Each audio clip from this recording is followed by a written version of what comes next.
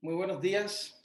Sean bienvenidas y bienvenidos a esta charla que tendremos en la mañana de hoy con el maestro Otto Castro Solano. Otto Castro es egresado de la maestría en artes de la Universidad de Costa Rica. Posee una maestría en tecnología musical por la Universidad Nacional Autónoma de México, la UNAM. Es también licenciado en composición musical por la Universidad de Costa Rica, estudiando con los maestros Luis Diego Erra, Benjamín Gutiérrez y Bernal Flores. Otto Castro es Premio Nacional de Composición Musical Aquileo J. Echeverría del año 2010, también Premio ACAM en los años 2009, 2010 y 2018. Ha sido también jurado de concursos como el de International Computer Music Conference en 2012, celebrado en Eslovenia, y en Sao Paulo, Brasil, en 2016, así como en el Seminario de Composición Musical y el concurso de arte sonoro Musevi, entre otros. Recibió en el año 2001 y el año 2002 la beca para profesionales iberoamericanos del Ministerio de Cultura de España. Otto Castro ha llevado cursos con Franco Donatoni, Joren Barber, Mesías Maiwashka, Trevor Bichart, José Manuel Beringer, Sergio Luque, Adolfo Núñez, José Luis Carles y Chris Brown, entre otros. En el año 2008 ganó la residencia artística centroamericana convocada por el Centro Cultural de España de Guatemala. Otto Castro ha publicado a través de la editorial Ariel en España con la Fundación Telefónica y ha sido curador de 2 proyectos de difusión de las nuevas tecnologías aplicadas a la música, como son la Red de Arte Latinoamericano y Microcircuitos, esta última patrocinada por la Fundación Príncipe Claus de Holanda. Le damos la bienvenida al maestro Otto Castro Solano y le damos la palabra para presenciar su charla de esta mañana. Bienvenido, Otto. Sí, muchas gracias por la presentación y por este espacio. Agradecer también a Carlos Escalante, que fue el de la iniciativa de hacer este tipo de charlas, ¿verdad? ¿Cómo se llama? Es un ciclo interesante, importante, sí, digamos, antes de iniciar, poder decir que la charla va a ser con un lenguaje muy básico, introductorio, dirigido a público general. Y la idea que tenemos con este ciclo de charlas es justamente, digamos, una serie de cursos que se aprobaron por unanimidad en la Asamblea de la Escuela de Artes Musicales, que se comenzarán a dar el próximo año, en marzo del 2022. Ahí los ven ustedes: tecnologías digitales para música interactiva, introducción a la composición con nuevas tecnologías, y también el de Seminario de Músicas Tradicionales Costarricenses, así como el de Música Acusmática que vimos la semana pasada, y Paisaje Sonoro, ¿verdad? Entonces es un giro importante que hace la escuela, introduciendo este tipo de conocimiento a un ámbito musical. Por eso de allí las charlas que hemos venido dando, y todavía falta una más, creo que la próxima semana, ¿verdad, Leonardo? ¿Es así? Será el miércoles 16 de junio la charla de Alonso y tendremos las charlas subidas al canal de YouTube. Ya tenemos la primera de la semana pasada y esperamos entre hoy y el lunes tener el video de la charla de hoy. Perfecto. Bueno, vamos entonces a iniciar. Bueno, hoy tenemos bastantes alumnos de diferentes partes de Centroamérica y de México, así que es muy interesante. Y los alumnos de Carlos Escalante de la Cátedra de Composición, del curso de Composición 5. Aquí, como ven ustedes, he tenido la oportunidad de ir haciendo cursos de paisaje sonoro en diferentes países. Digamos, estos son algunas experiencias que se han logrado en Guatemala, en San José de Costa Rica, en México, en varios lugares también, como Toluca, en Morelia, en Chiapas, etcétera, ¿no? Y siempre es muy interesante. Una charla de este tipo, pues lo más interesante es poderla realizar en vivo y en lugares públicos, ¿verdad? Son cursos que en realidad, el curso que yo daré el próximo año, la mitad de ese curso se dará en espacios abiertos, ¿verdad? Porque hay muchas metodologías y cosas que demostrar dentro del espacio mismo. Como ven ustedes ahí de manera central, una serie de alumnos con una serie de ejercicios que tienen que ver con caminatas sonoras, con percepción del espacio, identificación de diferentes sonidos dentro de ese espacio, una serie de cartografías que se establecen y trabajo mismo ya in situ, ¿verdad? Pero para efectos de la charla, pues vamos a hacer un repaso como histórico, escuchar algunas obras canónicas que tuvieron que ver con el paisaje sonoro real e imaginario, y para finalizar en algunas propuestas que se involucra la tecnología, digamos, actualmente para trabajar paisajes sonoros. Solo tener en cuenta que ya han pasado 5 décadas, 50 años, un poco más de 50 años, y sobre paisajes sonoros se ha escrito mucho y se ha implementado diferentes metodologías, y podemos decir que lo que vamos a hacer es como una pasada muy rápida sobre el acontecer del paisaje sonoro, para terminar sugiriendo algunas también metodologías muy básicas de cómo componer con estos sonidos. A mí personalmente me interesa mucho la ciudad, y por eso siempre mis talleres van enfocados al sonido de la ciudad, pero indudablemente ven ustedes aquí dos ciudades, ¿verdad? Dos ciudades muy contrastantes. De un lado, del lado derecho, la Ciudad de México, una ciudad inmensa, ¿verdad? Y a la izquierda, la ciudad de San José. Yo siempre he dicho que todas las ciudades suenan diferente, ¿verdad? Y no suenan diferente justamente por los sonidos que más los caracterizan, o los que son más habituales. Por ejemplo, aquí en la Ciudad de México hay una gran riqueza sonora, ¿verdad? Que a veces otros países no la tenemos, o son más ocultos esos sonidos, ¿verdad? Por ejemplo, pensemos en el camotero, en el afilador de cuchillos, etcétera. Diferentes músicos también callejeros que rondan las calles a horas muy determinadas, y eso hace que el espacio, digamos que tenga una característica muy particular. Pero más allá, digamos, de esos sonidos que nos parecen como tan evidentes, ¿verdad? De una cultura, la geografía también juega un papel muy importante. Lo pueden ver en estas dos fotografías.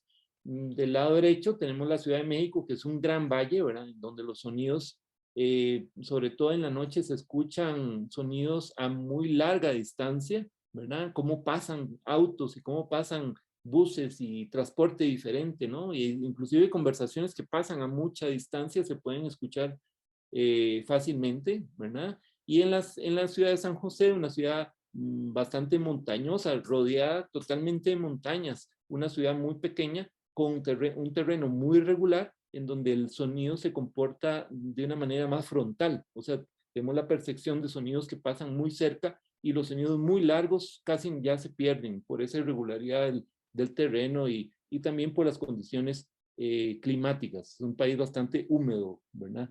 Entonces, son situaciones, digamos, que van marcando las ciudades, y de alguna manera, esto fue lo que se preguntaron los pioneros allá en el año del 70, la mitad del 70, ¿verdad? 78, 77, ¿verdad?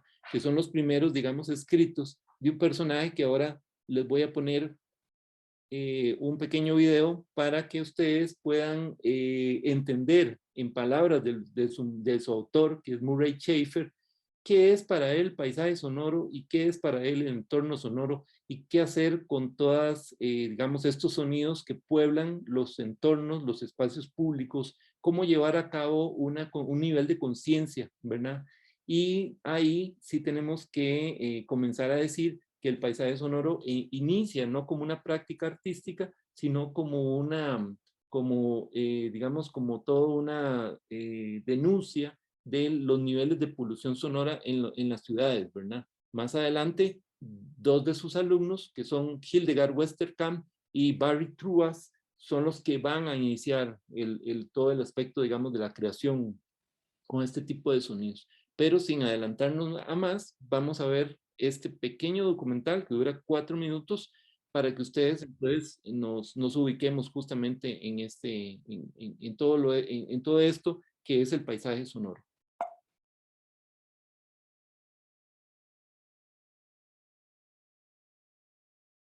Un momentito.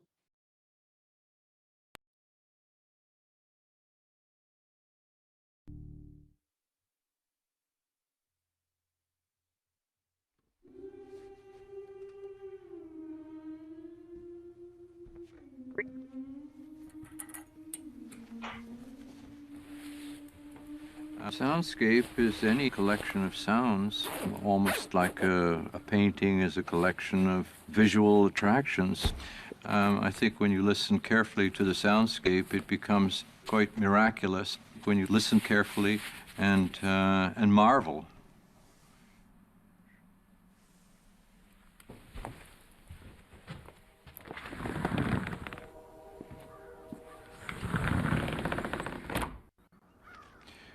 Well, we hear the train going off into the distance. We can hear some birds, of course. We can hear some traffic noise from Highway 7, quite distant.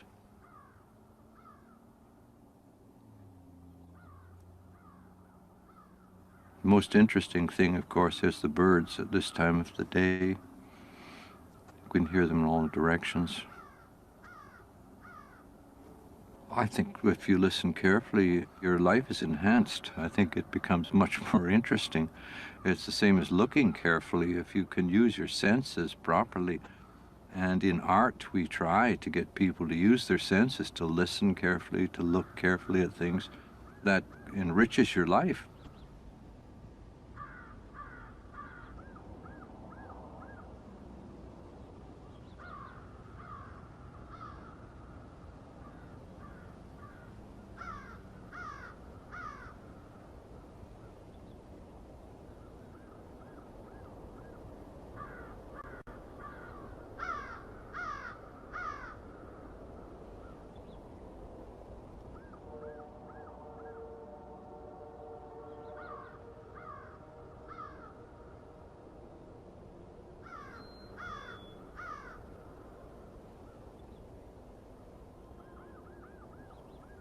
In a way, the world is a huge composition, a huge musical composition that's going on all the time without a beginning and presumably without an ending. We are the composers of this huge, miraculous composition that's going on around us, and we can improve it or we can destroy it. We can add more noises or we can add more beautiful sounds. It's all up to us. In other societies, one had to exercise one's memory for sounds. There were no recordings. Every sound committed suicide, you might say, and would never be heard again, not exactly the same way. And in some ways, that made people more perceptive and more considerate of the soundscape that they were living with. They were more moved by it because it was living all the time around them. If you have an original sound, and then you put it through a microphone and distribute it through loudspeakers, you can multiply that sound by millions of times. So we're living in a kind of dreadful time in which we have sound overkill, and that's a real problem. So one thing we might think of doing is to begin to reduce the number of sounds in our life. A real sound, of course, is absolutely unique. It has an excitement about it and probably an authenticity, a fidelity that will never be achieved by recordings. But what you're hearing now is not real sound. My voice isn't coming from me. It's coming from sounds that were made a long time ago. And what happens if my voice stops? What do you hear then?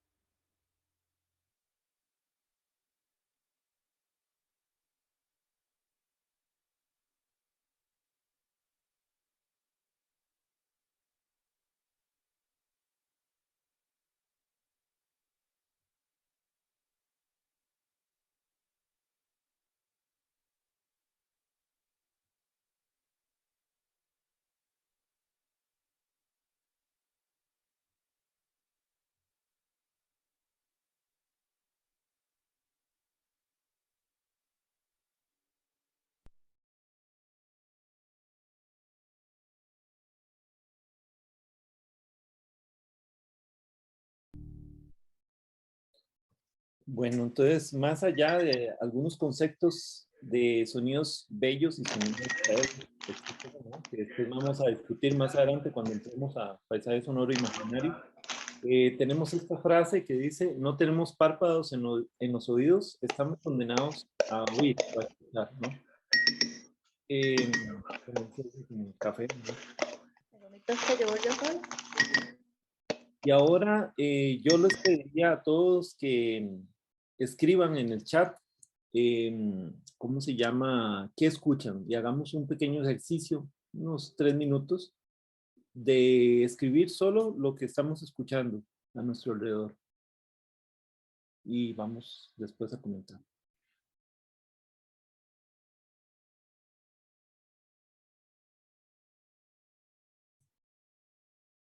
Lo que quieran ahí pueden ir escribiendo lo que van escuchando, ¿verdad?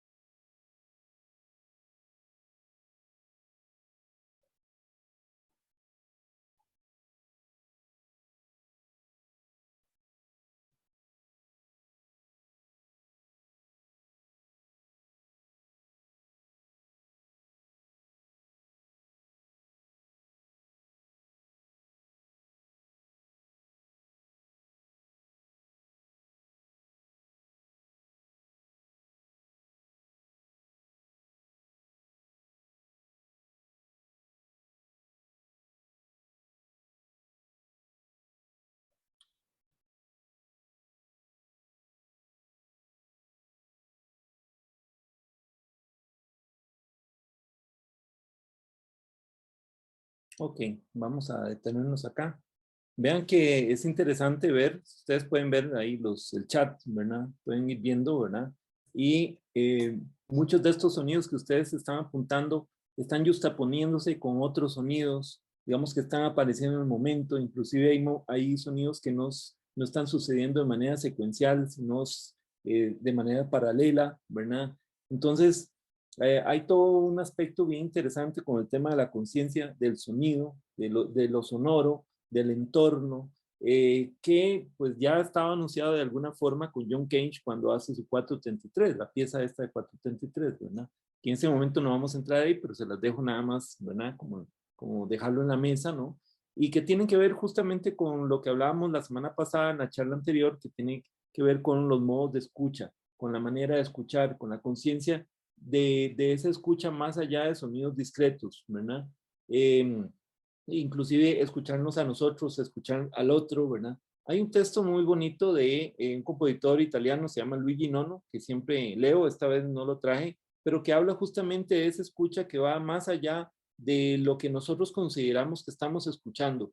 Y a partir, digamos, de estos preceptos que poco a poco se fueron desarrollando anteriormente con la música acusmática y más, digamos, intensamente con la música del paisaje sonoro, se comienza a establecer toda una metodología oral que es la que va a atravesar todo este tipo de, digamos, de investigaciones, de exploraciones y de creaciones creativas, ¿verdad? Justamente este es el personaje, digamos, central por donde empieza toda esta historia. Y como les decía, no inicia como un movimiento artístico, sino como un movimiento de denuncia hacia los niveles de polución sonora. Hay un aspecto muy interesante que comienzan a abordar, solo, digamos, ubiquemos a Murray Schafer, él es profesor de la Universidad Simon Fraser, Canadá, crea después una especie como de taller, ¿verdad?, en donde asisten muchos alumnos, y entre esos alumnos están dos, básicamente, que son los que más van a sobresalir, en este caso, Hildegard Westerkamp, que más adelante vamos a hablar, y Barry Truas, ¿verdad?, en los cuales estos dos tienen como un enfoque muy diferente de la ciudad de Murray Schafer. Sí, tener claro que Murray Schafer nunca compuso paisaje sonoro, ¿verdad? Esa es una cosa muy interesante, ¿verdad? Él, digamos, hace toda esta reflexión, deja estos libros, sobre todo este libro canónico que es La afinación del mundo, que ven ustedes ahí a la derecha superior, que es un libro canónico en donde se plantean varios de los términos, digamos, uno de estos términos que comienza a manejar el tema de la esquizofonía, que más adelante voy a hablar, y la clareaudiencia, ¿verdad? Que, digamos, se resalta más ese concepto, se desarrolla a través de un libro que se llama Limpieza de Oídos, ¿no? Y que tienen que ver justamente con esos niveles de escucha, de conciencia de los entornos. Murray Schafer, pues, decía básicamente en esta frase que el ruido de alguna manera era un elemento sonoro que habíamos aprendido a ignorar, que habíamos aprendido, digamos, a hacerlo parte de nuestra cotidianidad sin ponerle atención, ¿verdad?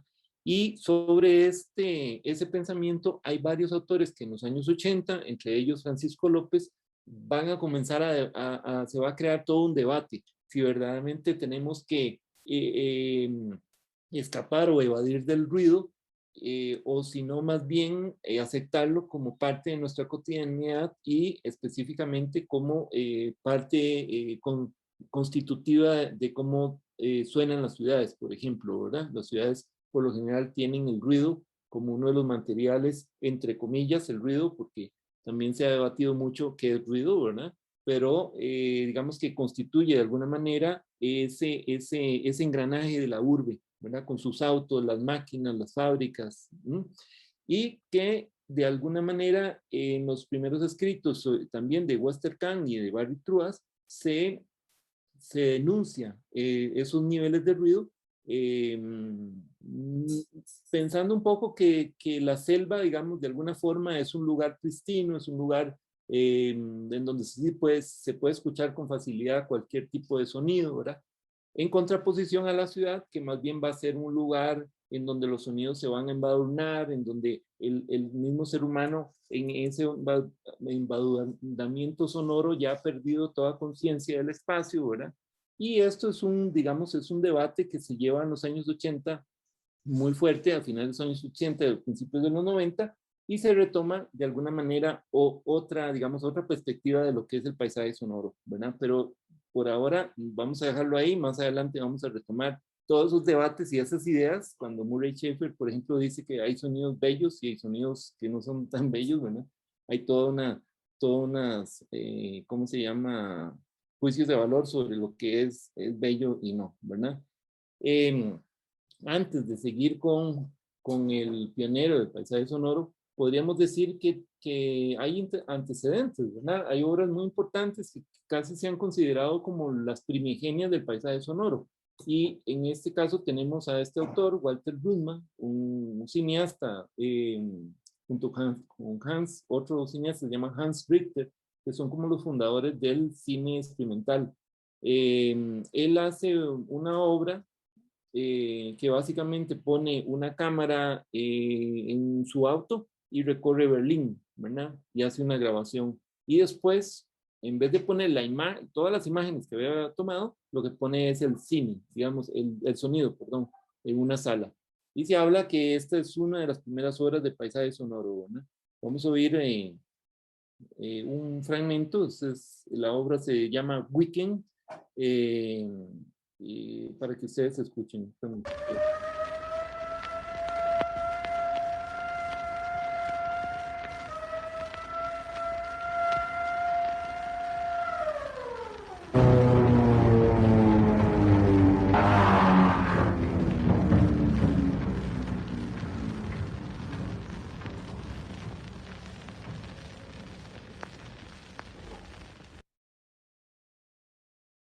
Bueno, en el chat nos pusieron un mensaje. El profesor Carlos Escalante dice que en los años 90 Murray Schafer visitó la Escuela de Artes Musicales.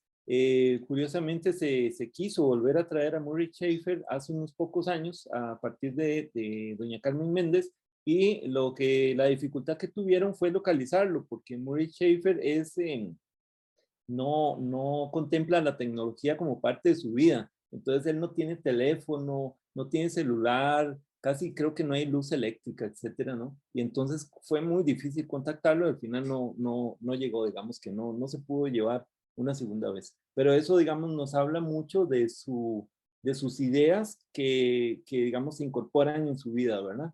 Con el tema de la tecnología. Y hay todo, digamos, un sesgo fuerte hacia la tecnología y el tema de la modernidad, que ahora no vamos a entrar.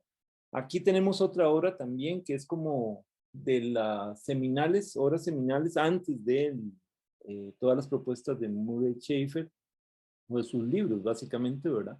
Que es Presque-Rien, que este es de Luc Ferrari. No puse el nombre ahí, pero es Luc Ferrari. Y esta obra es muy interesante porque causó mucho impacto en la comunidad cusmática, digamos, de esa época. Acuérdense que la cusmática a partir de la figura de Francis Bailey comienza a resurgir en estos años, ¿verdad? Y también hay una fuerza muy grande con toda la escuela concreta. Cuando escuchan esta obra, la gente lo primero que dice, bueno, eso no es una pieza, ¿verdad? No tiene nada que ver con una pieza, como nosotros consideramos que es una pieza climática, ¿verdad? ¿Qué hizo Luc Ferrari en esta obra? Él grabó 24 horas en una playa de Yugoslavia y después, con un montaje muy virtuoso, sumamente virtuoso, porque si uno oye la obra no escucha digamos, las justaposiciones entre un segmento y el otro. Él redujo esas 24 horas a 21 minutos, ¿verdad? Y entonces se considera también como uno de los primeros ejemplos de paisaje sonoro. Vamos a poner un fragmento.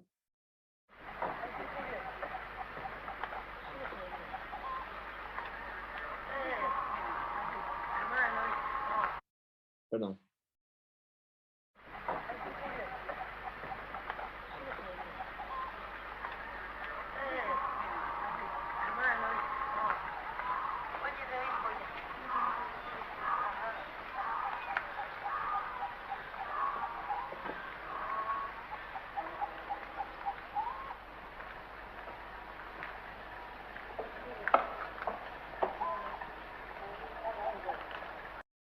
Okay.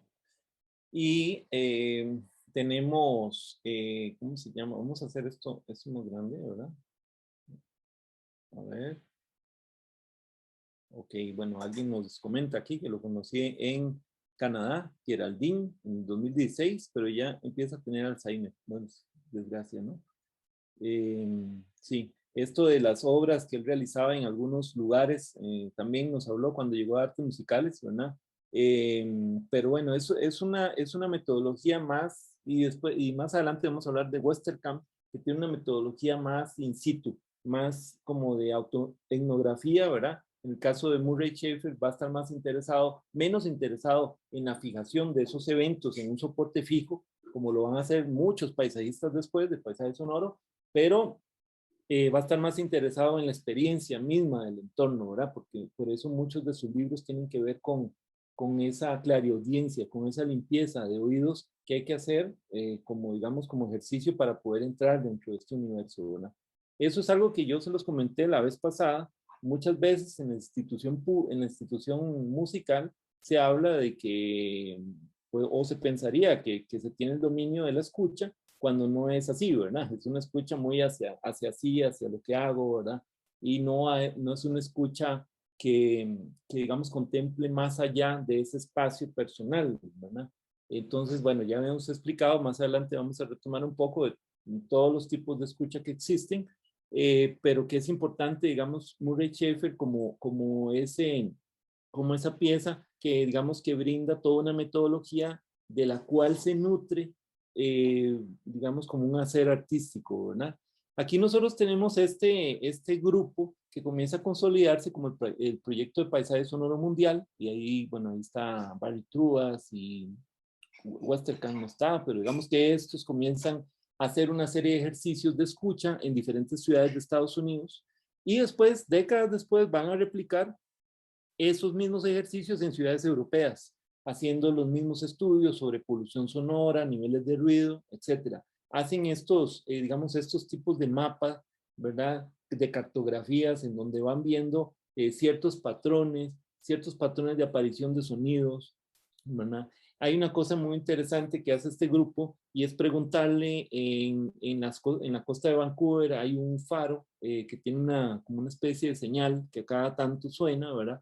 Y le preguntaban a la gente, mire, usted escucha esa señal del faro, ¿verdad? Y la gente decía, pues qué pregunta más tonta la que me hace, ¿verdad? Pero curiosamente hacían la pregunta minutos antes que sonara la señal. Y cuando sonaba la señal, mucha gente se ponía a llorar o se ponía triste. O sea, de alguna manera, esta señal tenía, digamos, toda una parte afectiva, digamos, con la gente que vivía ahí. No se dan cuenta que esa misma señal, digamos, de alguna forma los imbuía, ¿verdad? Entonces son una serie, digamos, de resultados que hacen a nivel de las proyecciones sociales, políticas y económicas. Y aquí digamos que tenemos que ser claros que el paisaje sonoro justamente tiene que ver con todo esto, ¿verdad? O sea, digamos, más adelante vamos a hablar del paisaje sonoro imaginario, pero que, digamos, la idea del paisaje sonoro es poder reconocer dentro de ese espacio diferentes tipos de sonidos que sean identitarios, que representen, digamos, esas proyecciones sociales o políticas de un lugar, pensemos de una marcha, ¿verdad? En un plantón, etcétera. O sea, son eventos que de alguna forma van a proyectar un sonido, pero ese sonido también va a estar cargado simbólicamente de un montón de aspectos de la cultura. Entonces, bueno, acá, digamos que una de las grandes o de las ideas que aportó el paisaje sonoro en los primeros años fue querer tener primero una acción política. Inclusive autores como Westerkamp, en sus primeros escritos, van a decir muy claramente que ellos no quieren convertirse en compositores, ¿verdad? Hay una frase muy famosa de Westerkamp en donde lo dice, y dice, nosotros no queremos esa práctica narcisista, de alguna forma, digamos, parafraseo lo que dice ella, sino que los compositores, los ingenieros de sonido, la gente que se dedica de alguna forma a musicalizar y a hacer sonido se conviertan en agentes políticos para un cambio en la sociedad. Cosa curiosa porque décadas después la misma Westerkamp se convierte en una de las compositoras más acérrimas del movimiento, ¿verdad? Entonces es interesante ver esos primeros y leer esos primeros escritos de cómo ellos tenían como toda una ganas de cambiar al mundo a partir de la escucha. Algo más que debo decir, y es que también tenían la intención de hacer una especie de arqueología sonora, en el aspecto de que habían sonidos que de alguna forma iban a desaparecer y había que registrarlos, ¿verdad? No sé, pensemos en algún sonido de la infancia, ¿verdad? Bueno, ya digamos, ciertas personas que están en el grupo, pues sí, tendrán los 40, 50 años, ¿verdad? Otras personas más jóvenes, pero digamos, las personas que tengan 40, 50 años habrán sonidos que ya pues no sé, pensemos en un sonido de un celular, un Nokia, ¿verdad? O sea, nadie, si yo les pongo ahora ese sonido, pues nadie lo reconoce, porque nadie tal vez lo conoció en un momento de su vida, si tienen 30 o 20 años, ¿verdad? Entonces esos sonidos de alguna forma van, o pensemos en un teléfono de campana, ¿verdad? O sea, ya eso ya no existe, no lo podríamos reconocer, ¿verdad? Si fuéramos muy jóvenes, ¿verdad? Entonces, esos sonidos de alguna forma que son producto de la tecnología, curiosamente, ¿verdad? De la modernidad, van a desaparecer. Igual otros sonidos también de las ciudades que son identitarios de una zona, de un poblado, también podrían desaparecer. Entonces ellos tenían la idea de ir registrando, como hacer como una bitácora, como una especie, no solo de arqueología, sino de registro para legar a futuras generaciones esos sonidos. Entonces había todo un plan político y de conciencia justamente dirigido al tema de la escucha. Y acá lo que quiero explicar es,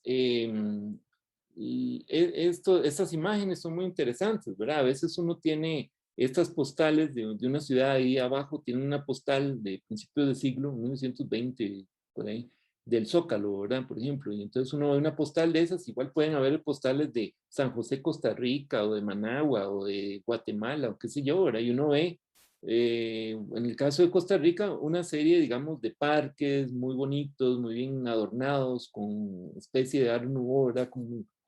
Con hierros muy bien forjados ahí en los parques y todo, ¿verdad? Que eso desaparece, ¿verdad? Y pues ven ustedes aquí el Zócalo, nada ni siquiera similar a lo que es ahora, ¿verdad? Y a veces tenemos como estas ideas de las ciudades o de los lugares, ¿verdad? Como puntos, como espacios fijos en el tiempo que no cambian, que no son variables, ¿verdad? Cuando en la realidad, si vemos la foto de arriba, esto es un paisaje de San José, Costa Rica, en donde esta foto fue tomada en un momento determinado, pero digamos 20 minutos después podría cambiar perfectamente todo ese verde que ustedes ven ahí, porque la luz cambia, porque el clima, ya hubo un nubarrón, ¿verdad? O llovió, Costa Rica llueve mucho todo el año, entonces puede ser perfectamente que en un momento determinado cambie absolutamente ese paisaje que estamos viendo. Esto a lo que voy es que el paisaje sonoro, así como lo planteaban los primeros pioneros del paisaje sonoro, no es tan así, ¿verdad? Es muy complejo poder captar, digamos, esa complejidad sonora, esa justaposición, que es un sonido orgánico, dinámico, que cambia constantemente, así como la imagen de esta foto cambia en el momento que se tome, así el sonido va a cambiar constantemente. Entonces es un aspecto que poco a poco se ha ido valorando en el trayecto de esas 6 décadas, ¿verdad? O 5 décadas y tanto, en donde es muy complejo el tema de la captación de sonido de un espacio determinado. Podemos hacernos la idea que captamos un organillero o algún vendedor ambulante o así, pero no, digamos, toda esa complejidad que embarga el entorno, ¿verdad? Por el montón de capas, digamos que de alguna forma se están sucediendo en ese momento. La semana pasada hablamos de la música cosmática y veíamos lo sencillo que, entre comillas, era poder diseccionar de alguna forma un sonido y meterlo en un laboratorio y analizarlo. Pues aquí en el paisaje sonoro lo que tenemos son, y lo que básicamente se ha venido hablando, son una especie de experiencias con el sonido que pueden ser de alguna forma manejables, pero que al final, y esto ya nos lleva casi al final de la charla, no son una representación de ese espacio público, por la misma subjetividad y por la misma complejidad que embarga el sonido de un momento determinado, ¿verdad? Y acá, de nuevo, vamos a hacer otro ejercicio. Estos eran ejercicios que le gustaban mucho hacer a Murray Schafer. Hay de estos en sus libros, inclusive yo les recomiendo conseguirse el ejercicio de limpieza de oídos. Tiene 100 ejercicios de limpieza de oídos y entonces es muy, muy, muy interesante. Este ejercicio aparece en La afinación del mundo, ¿no? Este libro que es el primer libro que él escribe en 1977 y que se vuelve como sí, un libro seminal, canónico para todo el tema del paisaje sonoro. Bueno, Murray Schafer, aquí en esta pintura de Peter Bruegel,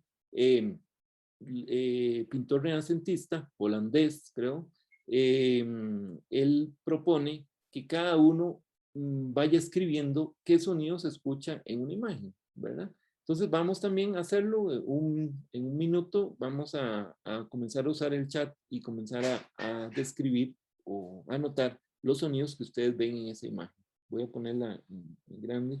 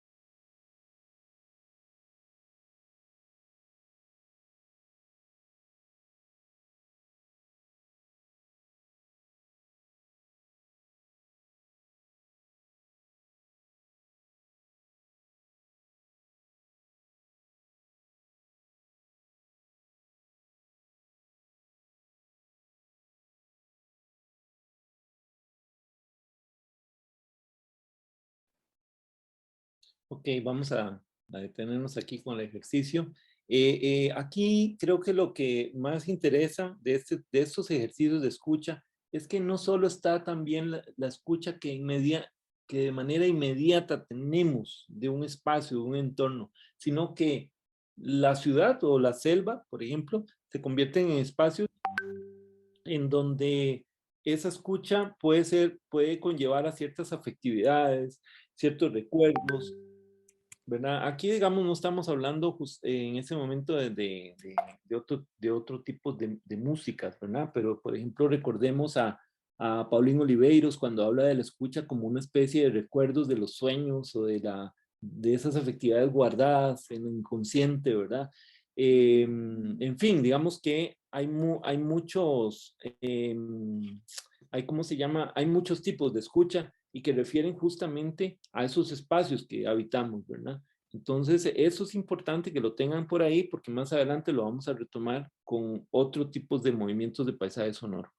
Bueno, la escucha entonces atraviesa indudablemente este tipo, digamos, de estética o este tipo de movimiento, metodología, con el tema de la conciencia del entorno, ¿verdad? Cómo vincularnos afectivamente a un entorno. Por ejemplo, podemos pensar que en una parte determinada de la ciudad, ahí conocimos a alguien que fue muy amigo de nosotros, ahí tal vez nos enamoramos, ahí lloramos, ahí, no sé, tuvimos alguna situación particular, o sea, la ciudad. Yo hablo de la ciudad porque me gusta mucho la ciudad, pero puede ser también igual el bosque, ¿no? O sea, pensemos cuando de niños o adolescentes íbamos con nuestra familia, con nuestros papás, a acampar, ¿verdad? Entonces hay lugares que recordamos, por ejemplo, yo personalmente recuerdo una costa de Costa Rica que siempre de niño íbamos ahí. Para mí es muy afectiva todavía de adulto ir y trato en las vacaciones de ir siempre, que es Punta Arenas, ¿verdad?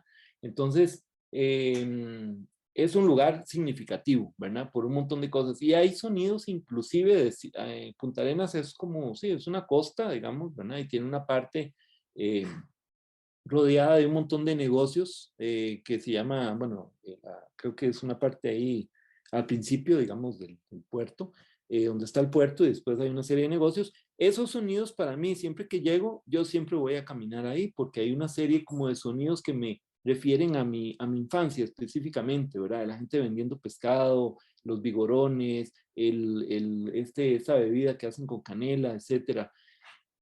Entonces vemos que no solo las imágenes son importantes dentro de esa escucha para vincularnos a un espacio, sino que también los recuerdos van a ser como una especie de repositorio que se va a ir acumulando y con los cuales también, y eso lo veíamos la semana pasada en la charla de acusmática, cómo nosotros reconocemos ciertos espacios a partir de esos repositorios o de esas escuchas anteriores, ¿verdad? Por eso, y de allí que el paisaje sonoro también va a tener que ver mucho con la vivencia muy subjetiva de cada persona, ¿verdad? Yo, por ejemplo, no sé, yo voy a Shanghái, estoy poniendo un ejemplo muy hipotético, y grabo alguna parte de la ciudad y lo pongo a alguien, o sea, digo, esa persona tal vez puede decir que sea una ciudad muy grande o lo que sea, ¿no? Pero no necesariamente tiene que decir justamente que es esa ciudad, ¿verdad? Y eso va a ir vinculado a las experiencias previas que tenga con esos sonidos. Pensemos en el camotero. Todo extranjero que viene a México, cuando escucha por primera vez el sonido del camotero, que es un chiflido, ¿verdad?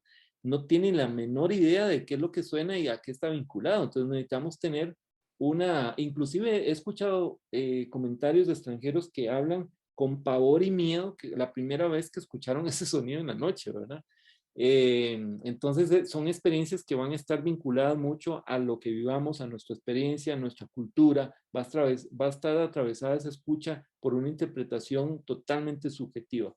Eh, y de allí que un autor como Barry Truas, en su libro On the Communication, va a hablar mucho de que el paisaje sonoro se va a establecer a partir de la comunicación sonora que podamos establecer en un lugar con otras personas de esa misma, digamos, cultura, ¿verdad? De alguna forma. Y bueno, ya les hablé de los recuerdos y hablé también de la parte de la acción política que querían emprender los pioneros del paisaje sonoro, ¿verdad? Básicamente encabezados por Murray Schafer y por Hildegard Westerkamp y Barry Truas. Aquí tenemos este concepto que les hablaba ahora de Barry Truas sobre el tema de paisaje sonoro, en donde la escucha y digamos los sonidos que se producen en un entorno más allá de la producción que tengan, van a funcionar como agentes de comunicación, ¿verdad? Y esto, digamos, para Murray Schafer va a ser muy importante y lo va a demostrar en sus libros cómo sucede esa comunicación, por ejemplo, en la selva, con los insectos o las aves que tienen rangos muy específicos de comunicación de ciertas frecuencias, ¿verdad? Pero como ustedes saben, en el conocimiento siempre se debate sobre lo que se propone. Va a aparecer después, en los años 90, Francisco López y va a decir que no es tan así, ¿verdad? Pero más adelante les voy a explicar qué es lo que dice Francisco López, este español, que de paso es doctor en biología y entonces hablan de la selva, ¿no? Vamos a ahora sí entrar teniendo esa contextualización muy básica, ¿verdad? En realidad el paisaje sonoro pues es muy amplio, se ha escrito mucho y tiene muchas ramas, ¿verdad? No se podría decir que fácilmente, digamos, como qué es paisaje sonoro, se puede, digamos, acotar, se puede limitar ciertas definiciones, pero es muy, muy amplio, ¿verdad? Y solo quería dejar en la mesa una cierta contextualización para pasar a ciertos conceptos básicos que propone Murray Schafer. Bueno, estos son, digamos, 3 conceptos muy, muy básicos: el tema de la tonalidad, ¿verdad? Y la señal sonora y las marcas sonoras. Bueno, estos 3 conceptos salen en el libro de la afinación del mundo y digamos que para Murray Schafer todo lugar tiene de alguna forma un sonido que es un pedal, es un sonido de fondo, es un sonido que está 24 horas en ese lugar. Pensemos en una ciudad, no sé, por ejemplo, pensemos aquí en México en la avenida Tlalpan, ¿verdad? O por ejemplo, pensemos en San José, en la avenida Primera, ¿verdad? O Central, no sé, por el Teatro Nacional. Hay lugares que tienen ese sonido constante que los va a caracterizar como tales, o sea, digamos, una diferencia abismal, digamos, por ejemplo, pensemos en una costa y pensemos en una ciudad, o sea, ¿qué los diferenciaría? ¿O qué los contrastaría? Bueno, en la costa oiríamos posiblemente constantemente las olas del mar, ¿verdad? En la ciudad oiríamos el pasar de los autos de manera continua, ¿verdad? Como inclusive se podrían, en algún momento se podrían comparar o hacer símiles, ¿no? Pero digamos que la tonalidad va a caracterizar un lugar como tal, ¿no? Ese concepto, digamos, es muy importante. Pero hay otra cosa también muy importante, así como tenemos esos sonidos que son de fondo, pensando un poco en una especie de percepción gestal, ¿verdad? Tenemos sonidos también más frontales, más que aparecen de manera más evidente, pero vamos a dividir en 2 maneras esos sonidos que aparecen de forma según Murray Schafer. Primero tenemos las señales sonoras, que son sonidos de fuentes que aparecen de un momento a otro. Por ejemplo, pensemos en los claxons, los pitazos de los autos, o en una ambulancia que aparece de un momento a otro, o un sonido de una alarma, ¿verdad? Ahora que están aquí puestas las alarmas sísmicas, pues cada vez que suenan, todo el mundo, ¿verdad? Se asombra, es un evento que aparece de un momento a otro, ¿no? Y eso lo va a denotar como una señal sonora, a diferencia de otro sonido que está en primer plano, que son las marcas sonoras, y que tienen que ver más con una especie, con una vinculación cultural, digamos, con un valor simbólico del lugar, ¿verdad? Pensemos, por ejemplo, aquí arriba en ese faro, que tuviera una alarma o un tipo de sirena muy particular, como pasa en Vancouver. Entonces la gente, digamos, de alguna forma va a referir o a vincular ese sonido con ese lugar porque tiene un sonido muy característico. A diferencia de la tonalidad, que sería como un sonido que está constante, digamos, siempre, ¿verdad? De alguna forma. Y entonces ahí ven que hay sonidos de fondo y sonidos en primer plano. Digamos que esto es, quería poner, como esta charla es muy introductoria, quería poner ciertos conceptos muy, muy básicos para que, digamos, entendamos de qué manera por primera vez, digamos, se comenzó a categorizar, digamos, estos sonidos, a hacer una taxonomía para poder, digamos, esto va a ser muy importante porque más adelante esa misma taxonomía se va a desarrollar, bueno, después lo voy a explicar, digamos, en otras metodologías creativas, más en orden artístico.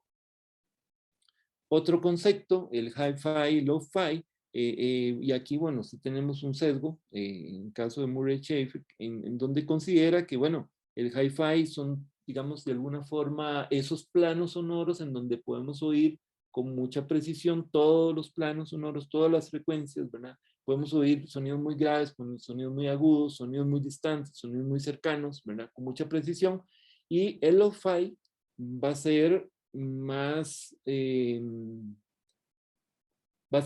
una justa posición o embadurnamiento de diferentes sonidos en donde no nos van a permitir poder escuchar todas las frecuencias con facilidad, con claridad, ni sus distancias, sino que vamos a escuchar solo unas bandas muy determinadas. Entonces Murray Schafer dice, bueno, el hi-fi, el ejemplo más clásico sería, y aquí lo ven ustedes en la foto de abajo, en la selva, ¿verdad? Podemos escuchar los sonidos que están muy distantes, podemos oír pájaros que cantan en frecuencias muy determinadas, ¿verdad? Etcétera, o animales, o un oso que es muy grave, etcétera, ¿no? Y en la ciudad, todo lo contrario, los sonidos están, digamos, de alguna forma, enmascaran o justaponen a otros de una manera tan brutal que no vamos a escuchar nada, o sea, solo vamos a escuchar ciertos sonidos muy, muy en primer plano, muy cercanos y con ciertas frecuencias, ¿verdad? Entonces voy a poner un ejemplo del hi-fi y después del low-fi.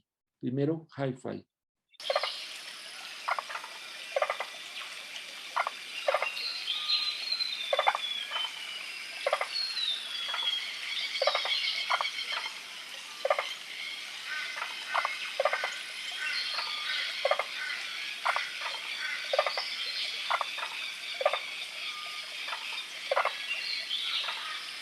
Bueno, aquí en este ejemplo escuchamos con facilidad esas ranas, ¿verdad? Los pájaros, hay como unos insectos, o sea, hay como todo un espectro de frecuencias que se escuchan. Vamos a oír ahora el lo-fi, que es una ciudad.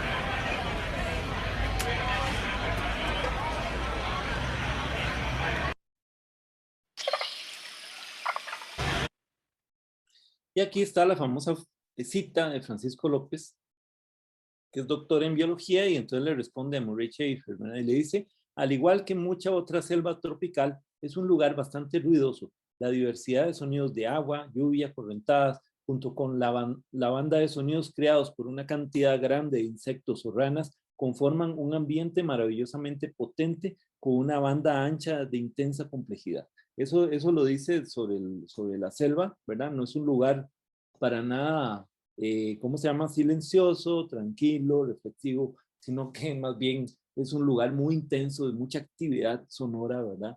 Y aquí, ya como en los años 80, comienzan a aparecer una serie de tecnologías que también nos van, digamos, como a aunar otros paisajes sonoros que no estaban como contemplados dentro de estas afirmaciones, como yo me acuerdo, yo no sé si ustedes habrán vivido eso, pero yo de niño veía Planeta Azul y veía también las aventuras de Jean Cousteau. eh, y me acuerdo que Jean Cousteau, una de las cosas que decía al inicio de este documental, era que ir a explorar el reino silencioso. Me acuerdo perfectamente de esa frase y me parecía como un mundo de ensueño. Yo decía, los océanos profundos, la vida que tienen, ¿verdad? Y es un lugar de perpetuo silencio, ¿verdad?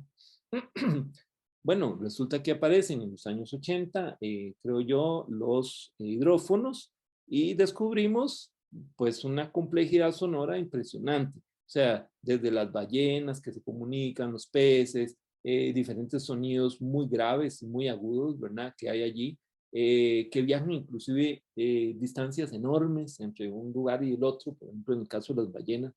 Y entonces se cae un poco toda esta idea de que son lugares totalmente, y bueno, ahora con las exploraciones a Marte, etcétera, pues también vuelve a salir el tema de que no es tan silencioso como creíamos, ¿verdad?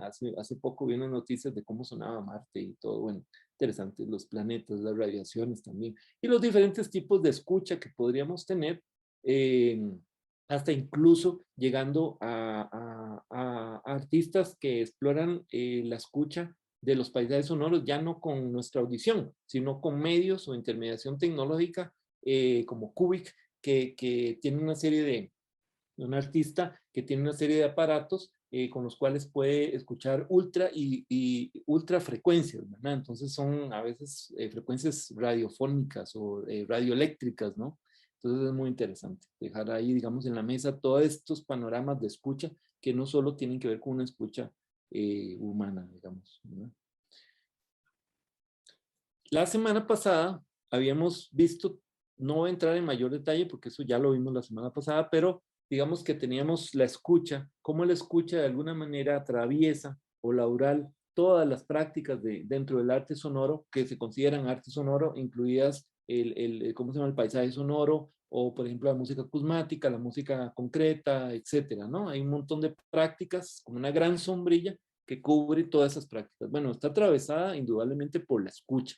Y habíamos hablado que para la escuela de Pierre Schaeffer en París de finales de 1940, le interesaban mucho las características acústicas de los materiales. Solo las características acústicas del material.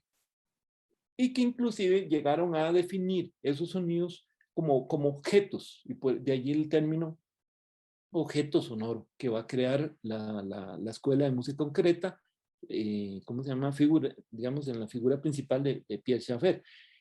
¿Qué es lo que sucede?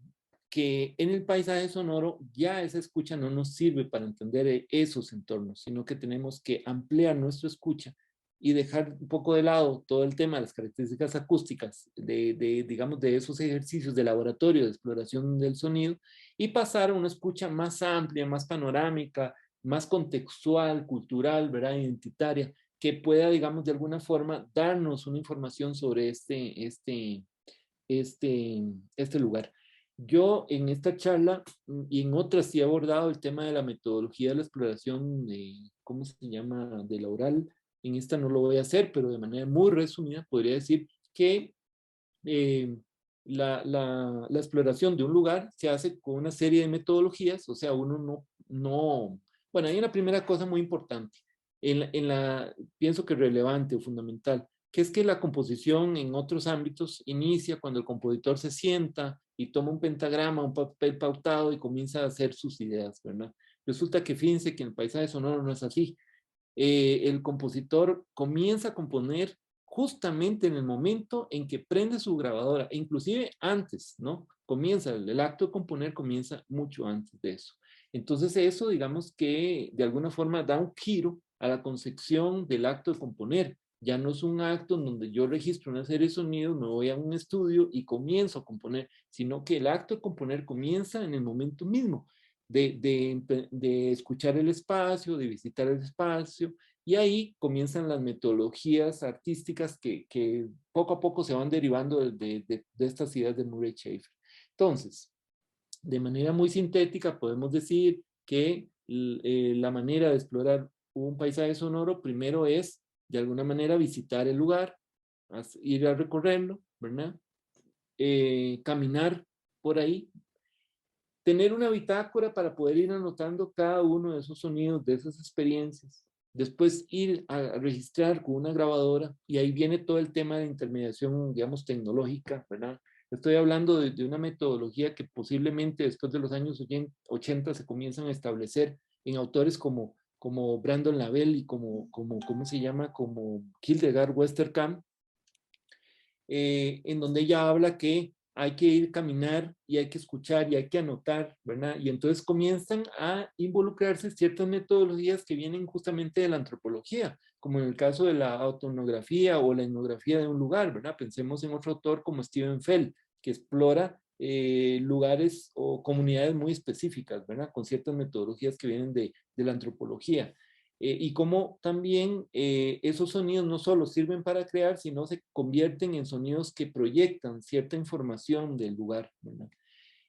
Una vez que hacemos eso, comenzamos también a revisar una serie de grabaciones o de registros que tenemos en la casa, en el estudio, y tenemos otro tipo de escucha. Entonces, como ven, para al finalizar, digamos, en una especie, digamos, de narración o de montaje que vamos a establecer con todos esos registros, ¿verdad? Pero digamos que ya específicamente en ese otro ámbito, que es el ámbito artístico del paisaje sonoro, lo que tenemos es una cantidad enorme, digamos, ya no tenemos una sola escucha, tenemos una cantidad muy grande de escuchas que se van a ir dando de manera diversa o diferente en las diferentes etapas. No solo en la escucha del lugar, sino en la escucha de lo que yo registré en mi experiencia, en las escuchas que tengo anteriormente, en la intermediación tecnológica que voy a tener con el equipo. Entonces, es complejo porque en realidad no solo es complejo grabar un espacio determinado en un momento determinado del año, ¿verdad? Sino que también, digamos que de alguna forma va a influir todo el equipo que tengo y la manera en que yo me acerco a esa grabación. Entonces, como ven, esto a lo que voy es que la escucha atraviesa de manera muy fundamental todo este tipo de práctica del paisaje sonoro. Es muy, muy importante. Bueno, aquí tenemos entonces a los dos personajes y ahora sí, llegando a este punto, antes de pasar a una pequeña sección y después hablar ya de otro tipo de paisaje sonoro que va más enfocado a lo artístico, como es el paisaje sonoro imaginario, quisiera solo decir que estos personajes, aunque casi se hable mucho de Murray Schafer y poco, digamos, de Hildegard Westerkamp y Barry Truas, son personajes muy importantes para lo que después vamos a ver del paisaje sonoro imaginario. En el caso de Westerkamp, va a ser, ellos son, como ya les dije, alumnos de, o digamos que conformaron este proyecto que establece Murray Schafer de la WSP, pero en Hildegard Westerkamp lo más importante va a ser las metodologías de autoetnográficas, la metodología del andar y la deriva sonora, o sea, como acordemos de aquel personaje, el flaner del siglo XIX, en donde andaba por las ciudades deambulando, viendo un poco los resquicios, la arquitectura, va paseando, y ese personaje, digamos, del flanerismo, de alguna forma va a tomar una importancia en los años 70 con la teoría de la deriva en Francia, ¿verdad? Con Debord y todos diferentes autores, ¿no? Pues Westerkamp toma todo ese contexto y lo asume dentro de su metodología artística. Entonces sus obras muchas veces se oye ella hablando, se oye ella caminando, ¿verdad? Y hay un grupo de paisajistas que van a un lugar determinado. Recordemos que el Dada ya hacía esto en los años 20, en donde iban a un lugar totalmente poco turístico y hacían unas anotaciones, tomaban fotos y, ¿verdad? Pero que esto se va a convertir en parte de la obra artística. Entonces es muy importante también ir viendo estos pequeños matices del paisaje sonoro, cómo están los paisajistas muy puristas, en donde digamos como Murray Schafer, solo no va a grabar nada con ningún equipo, solo es la experiencia que se va a tener en el lugar, en la conciencia de un lugar determinado, ¿verdad? No graban nada. Como sí, por ejemplo, en Westerkamp, todo el tema de la subjetividad, de las experiencias que ha tenido con el espacio, de registrar esas experiencias, las afectividades y las vinculaciones que se tienen emocionales con el lugar, etcétera, ¿no? El tema de la deriva, cómo el espacio no es el sonido el que interesa, sino más bien el espacio mismo, cómo lo va llevando a uno a partir de esas afectividades y se van conformando una especie de cartografías, ¿verdad? De los lugares a partir o vinculadas a las afectividades desde la subjetividad misma del sujeto que lo está experimentando, ¿verdad?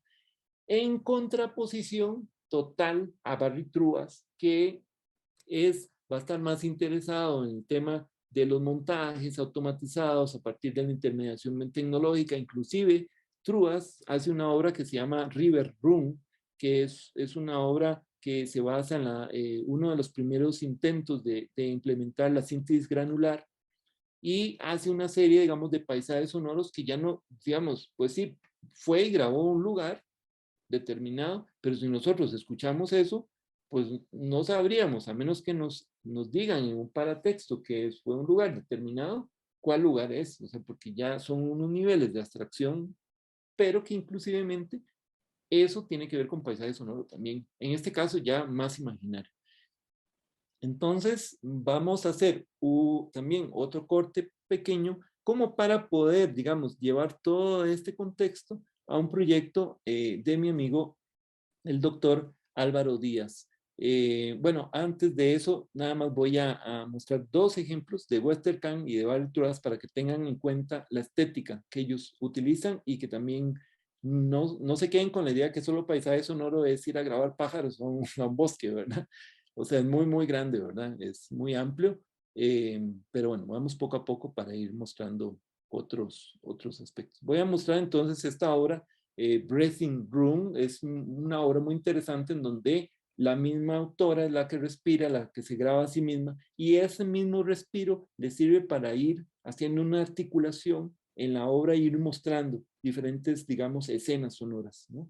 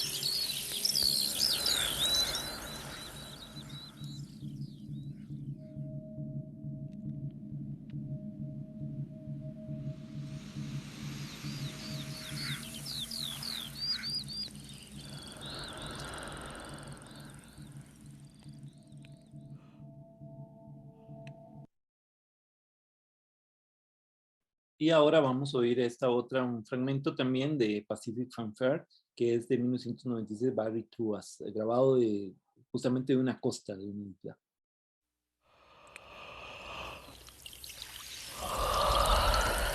Es esto.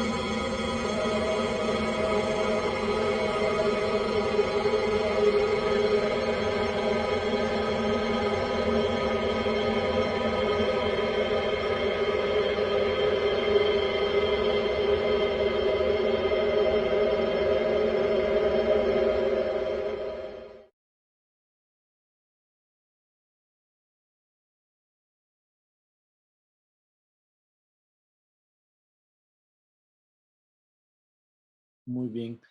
Bueno, la obra de abajo es de 1996 y la obra de Westerkamp, la de Barry Truas de 1996 y la de Westerkamp de 1990.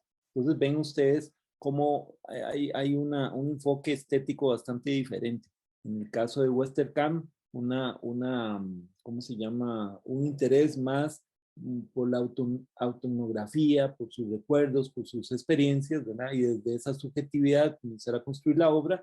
En el caso de Barry Truas, una especie de referentes, digamos, de sonidos concretos o de sonidos cotidianos, de donde parte para poder, digamos, abstraer a otros mundos imaginarios, ¿verdad? O subrayar también, a veces en el paisaje sonoro, en esta línea de Barry Truas, se subraya o se caricaturiza, digamos, de una forma algunos sonidos de la cotidianidad o referentes culturales. Entonces ahora sí, voy a poner un pequeño fragmento de 2 minutos del doctor Álvaro Díaz y después les voy a dar una indicación.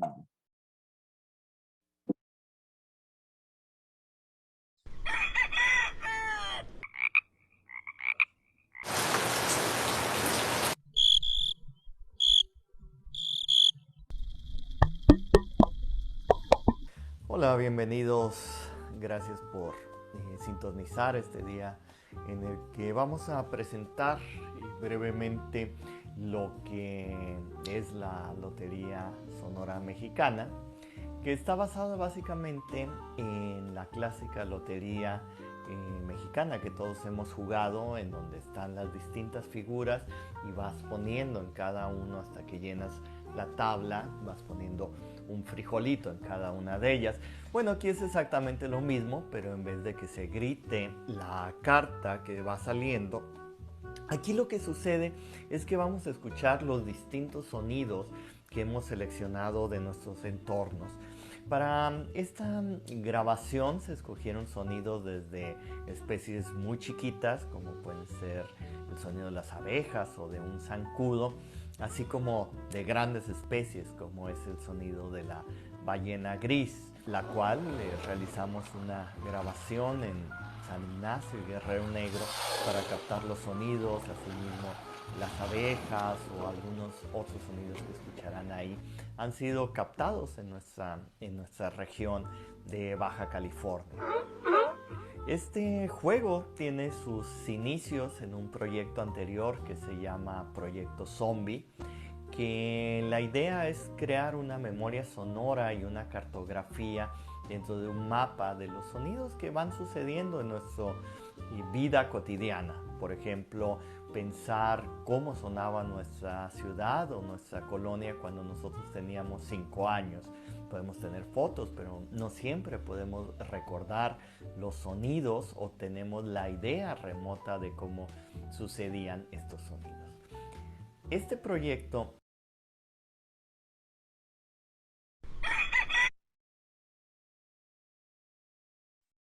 Bueno, aquí les dejo entonces, yo les copié a principios de la sesión la dirección, pero creo que sería importante, ¿cómo se llama? Volverla a poner, vamos acá, volverla a poner ahí en el chat, a ver si Álvaro tal vez me ayuda a ponerla mientras yo veo en otras cosas, en otras direcciones.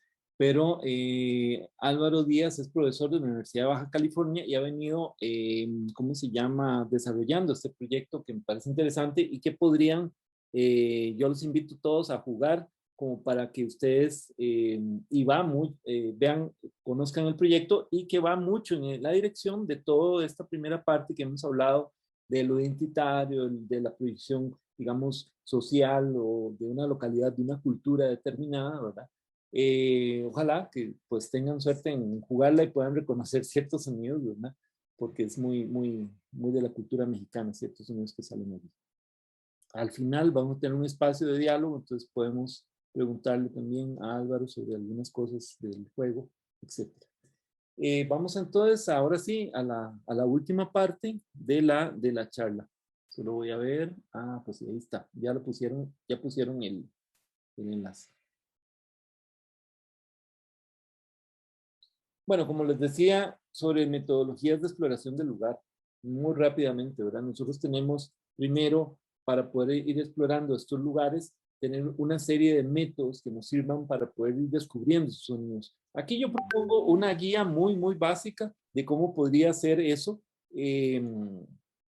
pero pueden haber muchas maneras, ¿verdad? Un poco para pues, la gente que quiere introducirse en sobre todo los chicos de composición, quieren introducirse en paisaje sonoro, tener una guía de cómo llevarla a cabo. Entonces, bueno, lo primero que tenemos es que vamos al lugar, hacemos una serie de observaciones, caminamos por el lugar, hablamos con las personas, eso es muy importante. Yo muchas veces que he hecho paisaje sonoro, la gente que más me ha ayudado es la gente del lugar. Entonces hay que ir con muy bajo perfil, tratar de hablar con la gente, ver cuáles son los lugares que para ellos son significantes o significativos, ¿verdad? Una vez fui a grabar aquí a un barrio, a una colonia ¿cómo se llama?, de Coyoacán, y pues yo ya grababa por ahí toda la cosa, hasta que una señora me dijo, mire, ¿usted qué está haciendo? Entonces ya yo le expliqué que estaba haciendo un trabajo de investigación, no sé qué, y ella me dijo, mire, exactamente lo que usted quiere grabar sucede en aquel punto a las 5 de la tarde, no ahora en la mañana. Y de verdad, yo fui ese día a las 5 de la tarde y efectivamente era la salida de la recogida de los niños, había unas festividades también que se dieron en ese momento en una calle paralela. O sea, todas esas informaciones las toma uno de la gente del lugar. Entonces, como que tratar de de aprovechar, digamos, esa ayuda que le da la gente y poder guiarse a partir de esas comunicaciones, ¿verdad? Ya del Flaner hablamos.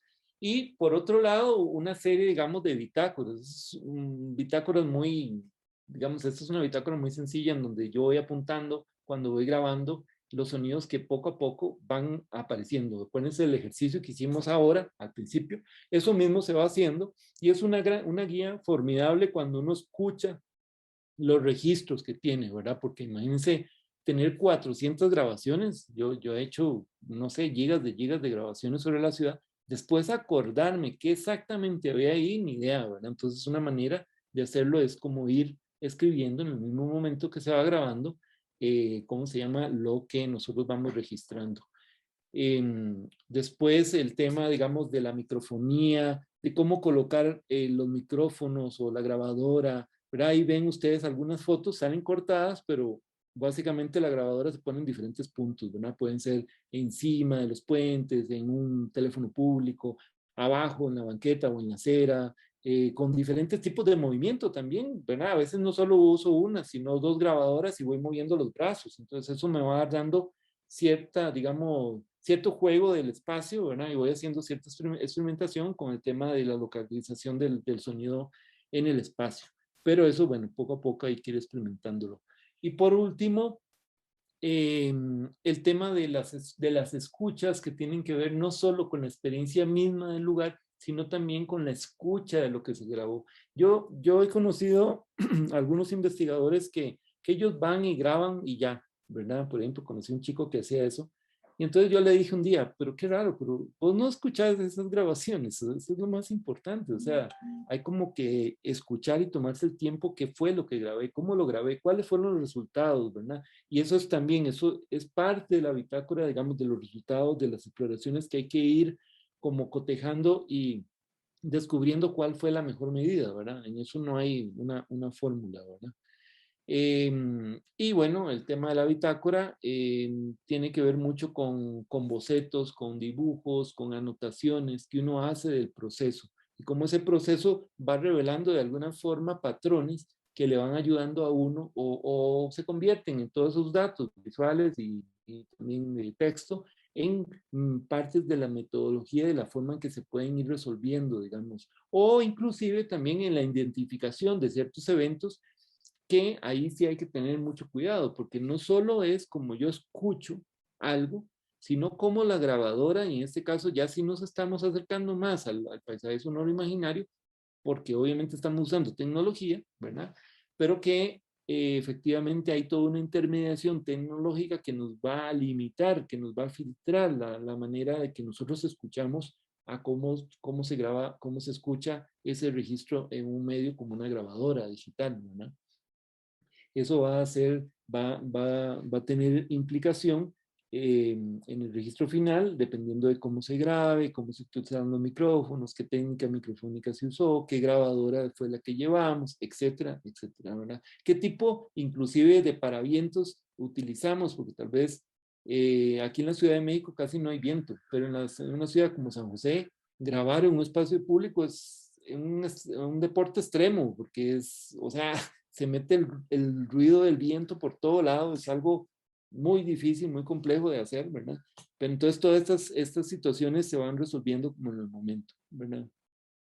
Lo importante es poder conocer el espacio y saber qué queremos grabar de ahí. Y después, pues obviamente también grabar y ir también ayudándonos por el registro, por la ayuda de las personas y la comunicación que tenemos de diferentes informantes, ¿no?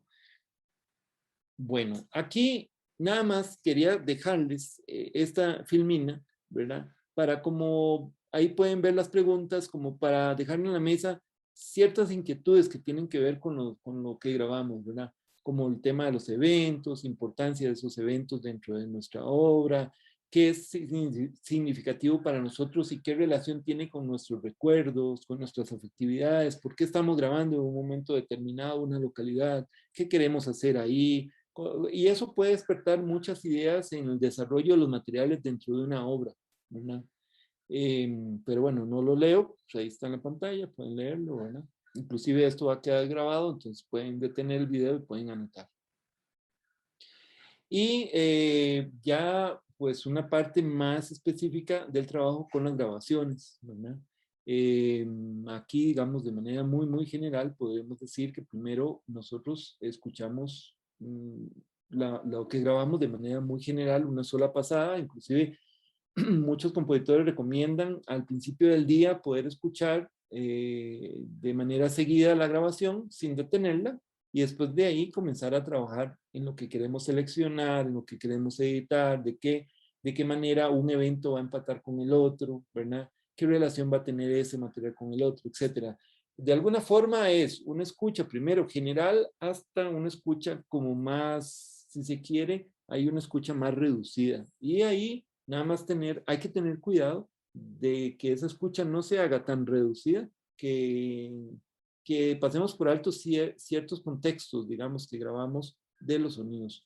Para eso hay un tip, que es escuchar todos los días el segmento o el registro de una sola vez sin detenerse y sin ver las notaciones de la bitácora ni nada, simplemente hacer una pasada, ¿verdad? Y después ya retomar el acto de componer, ¿verdad?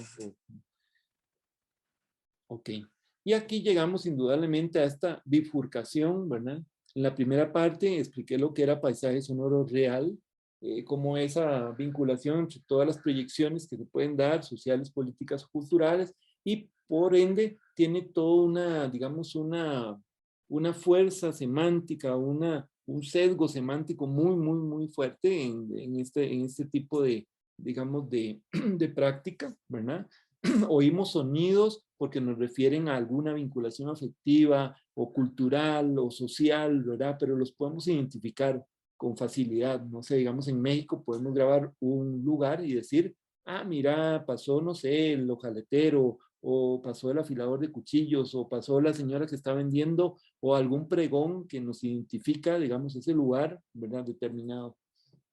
Y está, por otro lado, el paisaje sonoro imaginario, que va más o ficticio virtual, como lo ha venido designando Barry Truas, este personaje, este compositor que les puse su obra anteriormente, en donde ya digamos que esos niveles semánticos se van borrando y ya no interesa tanto como los sonidos hacia, digamos, qué contexto pertenecen, sino más bien cómo los puedo usar yo dentro de una obra más libre, más abstracta, ¿verdad? Inclusive llevando a universos sonoros totalmente imaginarios. Aquí algunas obras de paisaje sonoro imaginario que para mí han sido referentes, pero hay muchas, ¿verdad? Por ejemplo, Jack Barry, esta Anak Anak es una obra muy interesante en donde, del año 78, en donde él comienza a hacer una grabación de unos patos, me acuerdo, unos patos, ¿verdad? Y esos patos comienzan a transformarse hasta que llegan a unos sonidos totalmente electrónicos, ¿verdad? Eso es muy interesante. Dressing Room, que ya ustedes lo escucharon, ¿verdad? Carol Chalguerón tiene una vasta producción, es una compositora francesa mexicana, pero tiene una vasta producción, digamos, de paisaje sonoro imaginario muy interesante, en donde, por ejemplo, hay una obra de personajes, digamos, de fútbol, ¿verdad? De pregones de fútbol, y esos poco a poco se van mezclando y se van haciendo un barullo hasta que se hace una especie de un coral, ¿verdad? Multi y contrapuntístico, ¿verdad? En donde ya no escuchamos, digamos, el pregón como tal, ¿verdad? Lo que escuchamos es una textura, ¿verdad? Entonces es muy interesante poder visitarla, ya tiene canal de SoundCloud, y otros autores, Natasha Barrett y sobre todo Felipe Otondo, que es un compositor chileno, que tiene algunas obras que tienen que ver con sonidos de México. Por ejemplo, esta obra Teocalli del 2013 tiene que ver con unos personajes que se ponen aquí aquí en el parque de Coyoacán, ¿verdad? Que se llaman los concheros, ¿no?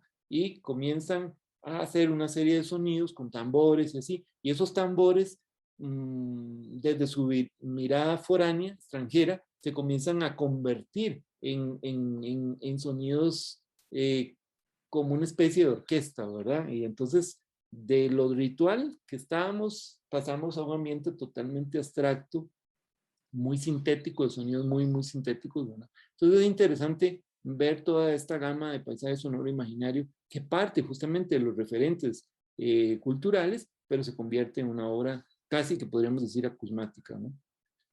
Y para muestra, esta obra de Jack Barry, Anak Anak, vamos a ver un fragmento A ver si tengo aquí así.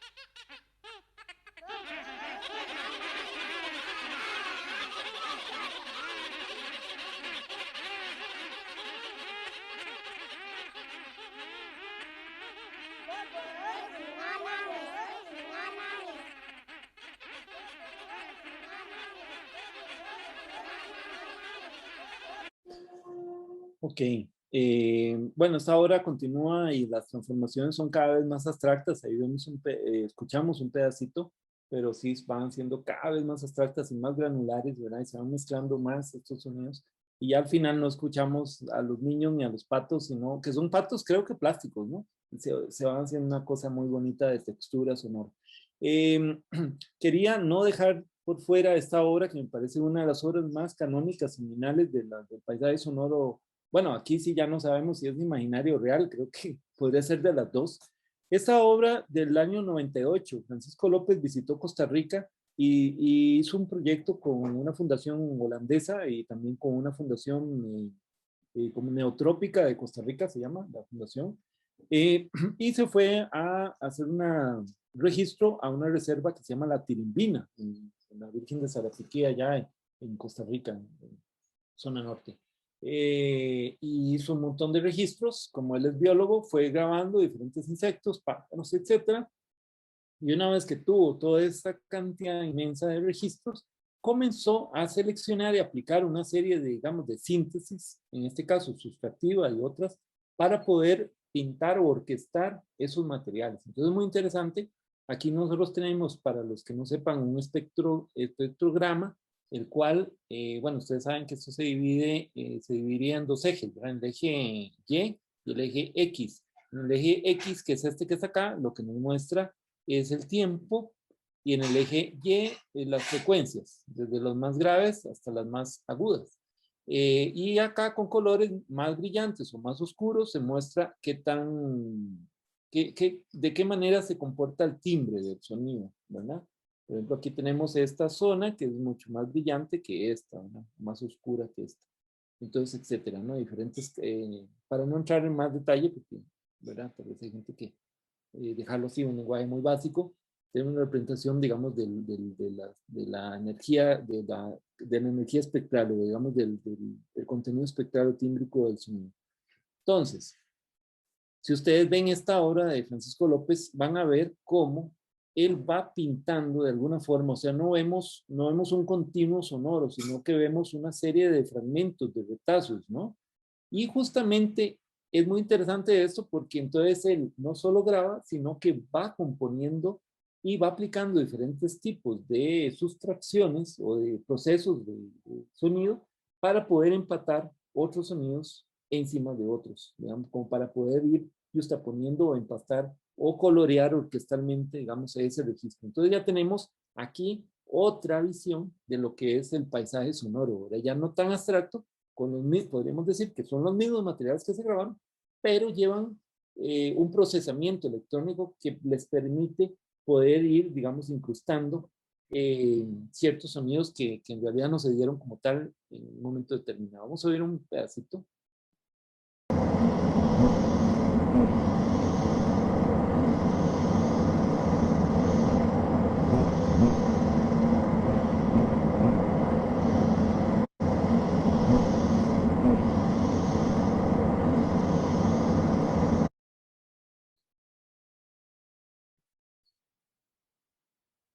Y por último, ya para finalizar, quería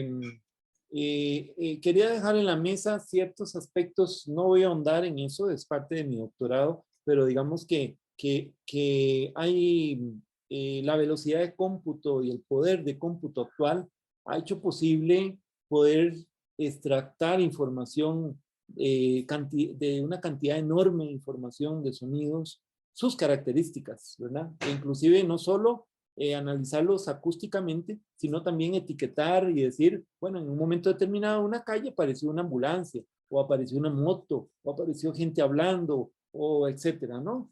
Y eso se ha usado mucho para hacer estudios y análisis de las ciudades. Actualmente hay un proyecto en Nueva York de poner ciertos dispositivos en lugares, hay gente que digamos, pues sí, se ha sentido como un poco vulnerable porque es una especie de, digamos, como de control, pero que el proyecto pues se basa en poder, digamos, identificar qué está pasando en ese momento. Y poder, por ejemplo, identificar un robo, el sonido de un robo, o que se rompe un cristal, o ciertos eventos que puedan dar alarma de lo que está pasando en un momento determinado, ¿verdad? O, por ejemplo, tenemos también la identificación de voces de personas que ya están registradas, se sabe quién está hablando en un momento determinado, ¿verdad? Etcétera, o qué está diciendo. Y eso actualmente, pues, es un boom, ¿verdad? El tema de toda lo que se llama procesos automáticos y escucha de máquina. Entonces, ha venido, digamos, transformándose casi que en una tercera generación del paisaje sonoro la incorporación o implementación de métodos de inteligencia artificial en grandes cantidades de datos, digamos, de sonidos o de registros, ¿verdad? Inclusive se han formado ya colectivos en donde la gente sube sonidos de la ciudad, o hay dispositivos inclusive que están captando 24 horas el sonido de un lugar o de la selva y se están subiendo a repositorios muy, muy grandes de sonido.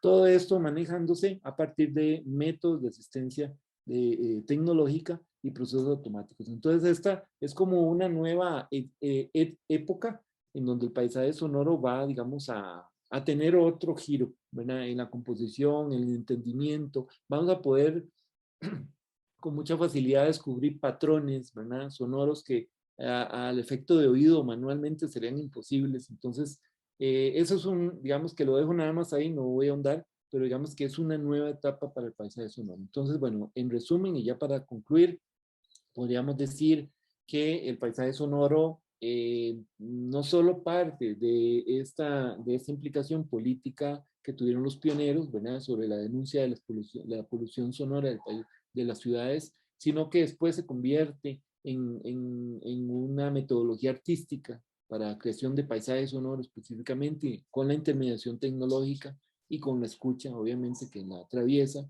pero que después, más adelante, se convierte también inclusive en otros mundos sonoros o imaginarios abstractos que se van generando justamente de estos sonidos tan reconocibles, identitarios de una localidad, de una sociedad. Entonces, con esto termino. Agradecer nuevamente al maestro Otto Castro Solano por esta charla tan interesante y valiosa, titulada Introducción a la composición de paisaje sonoro.